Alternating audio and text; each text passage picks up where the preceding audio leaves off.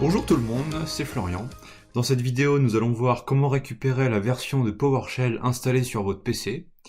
Windows, en fonction de sa version, est livré avec une version de PowerShell bien précise, mais il est possible de le mettre à jour, d'où l'intérêt de savoir s'il est à jour sur votre PC, sur votre serveur, et notamment de savoir comment récupérer cette version pour avoir un état des lieux précis de l'état de PowerShell sur votre machine. Il est à noter notamment qu'en phase de debug, c'est intéressant de vérifier la version de PowerShell installée sur une machine pour voir s'il y a des commandes qui nécessiteraient une version spécifique de PowerShell.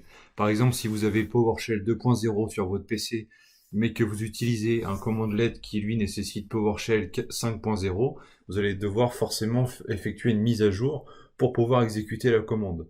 Donc c'est notamment intéressant en phase de debug.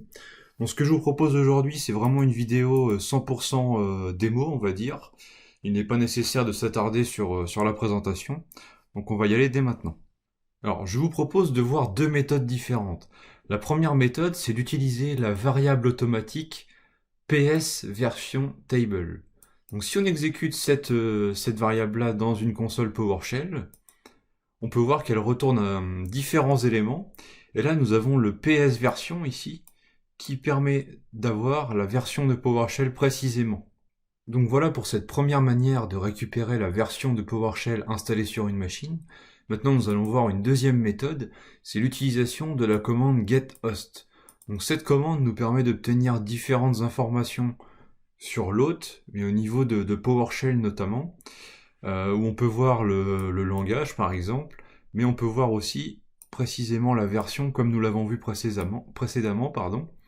Donc si on voudrait récupérer exclusivement la version de PowerShell, par exemple dans un script, on va tout simplement sélectionner la propriété version comme ceci, et là on peut voir que l'on obtient bien seulement la version.